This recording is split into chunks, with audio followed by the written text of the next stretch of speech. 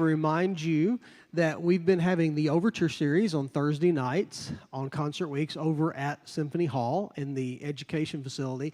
There will not be one of those in December. We will not do another Overture Thursday night until February, but we do have an Overture concert in January, and we'll be releasing a lot of information about that on social media and on our website over the coming weeks. So if you have not attended an Overture Series event, I would encourage you to keep an eye out for that. Check out our website or call the office for that concert. It's on January 24th at Symphony Hall. We haven't done a January concert in years and years because we were afraid of the snow. We are no longer afraid. I probably cursed it, didn't I, when I said that? Symphony Hall is also available for events, and we have a new page on our website that you can visit and fill out a form if you're interested in hosting an event at Symphony Hall. And speaking of Symphony Hall, we have a Paducah Christmas, which is our choral Christmas program, at 4 p.m.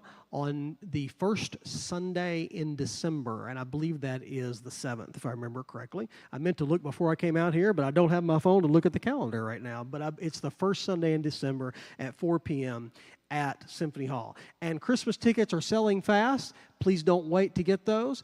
It will be a sellout. There are a few left, so we would encourage you to get on our website and select your seats as soon as possible. And lastly, our signature fundraiser for the Father-Daughter Dance is coming up in the spring, and tickets go on sale on December 1st. So lots to remember in December. We hope to see you at a number of events. Please enjoy the concert tonight. Welcome. It's going to be a great evening.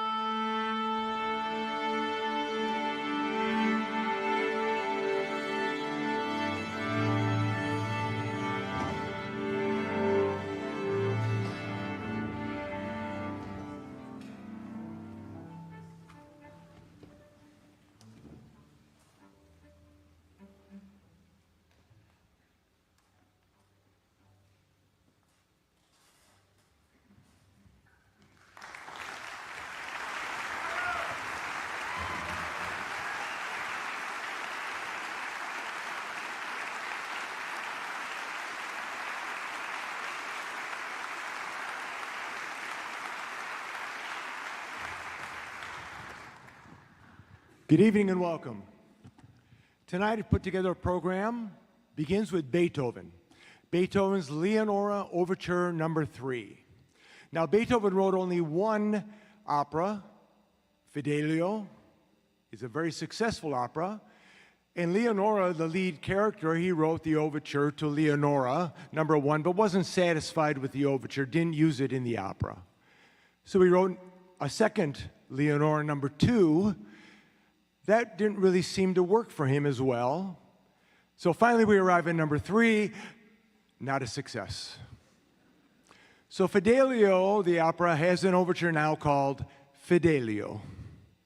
This is a standalone overture that is absolutely fabulous.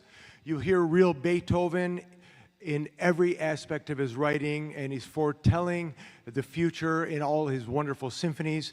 And you can actually hear the peasantry in the overture itself, because you'll actually hear what Beethoven might have heard in his hometown with military calls by trumpeters in the distance. So keep your ears open and listen for where the trumpet player will be. Next, we have Ravel, the great composer Maurice Ravel.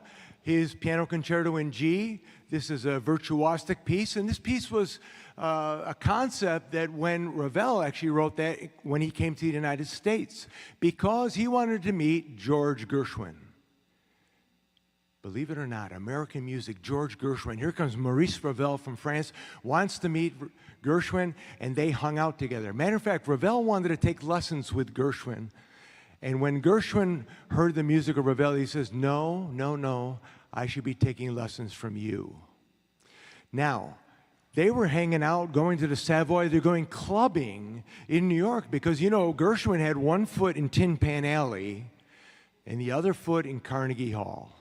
Wanted to be taken seriously as a composer, but jazz was his thing. The 20s, the 30s, that Charleston, that kind of feel, and we hear it in the Rhapsody in Blue all the time. Now, in this Ravel, in G, you're going to hear moments when you think you're hearing Rhapsody in Blue of George Gershwin. That's how big an influence it is. It's lovely music. The second half, and it's being played by an incredible international professional pianist, Roman Rabinovich. He's an absolute fantastic pianist that's traveling the globe right now, so we're lucky to have him here. I've worked with him many times with other orchestras, so I'm happy to have Roman here. You're going to be delighted by his playing. The second half opens up with a young virtuosic pianist. She's the ripe age of 14. She comes from an organization that I'm proud to be a conductor of, from Virtual Concert Halls, and I'm also one of the judges. And this is a global organization that allows people to audition around the world, and if they're selected to be like a Carnegie Hall candidate or selected by orchestras, and I'm proud to say that I'm and the Paducah Symphony is one of the short list of orchestras in the world, including the orchestras in Cairo, in Israel, everywhere around the world right now. This is really an amazing opportunity for us. And they actually pay for the soloists to be here. We pay nothing for them. But it gives people, it's connecting the world in making it much smaller because there's talent everywhere. And you're going to hear this by Ayla Moreno, who is absolutely phenomenal. And playing the Liszt Totentanz is a monster of a piece because Franz Liszt was a monster of a pianist and wrote this as a virtuosic piece to show how great he was. And you're going to see tonight how great she is at 14 years old. And I just was thinking as I'm conducting the rehearsals, what was I doing at 14? It wasn't that. And then we close with Sir Edward Elgar's Enigma Variations. And this is an amazing piece because the Enigma is simply about these 14 variations. And what he did was, it's like me looking around saying, okay, I'm going to write a movement about you. And I'm going to write a movement about you. And I'm writing a movement about you because these are all my friends. You're all my friends. And I want to describe you in music. And he does that beautifully. One is about himself. One is about his lovely and his dear wife that he loves beautifully, and you can tell by the music. There's one by that quirky friend that we don't really introduce to many people. I know we all have it. It's that weird uncle that comes only for Thanksgiving, you know, that kind of thing. But it's a really wonderful piece. And the Enigma basically is, even though each movement and each variation, they're very short and they attacca together quickly, the Enigma is, in his own words, don't worry about it, just simply enjoy the piece. Here it is, a beautiful performance put together with Beethoven starting us off.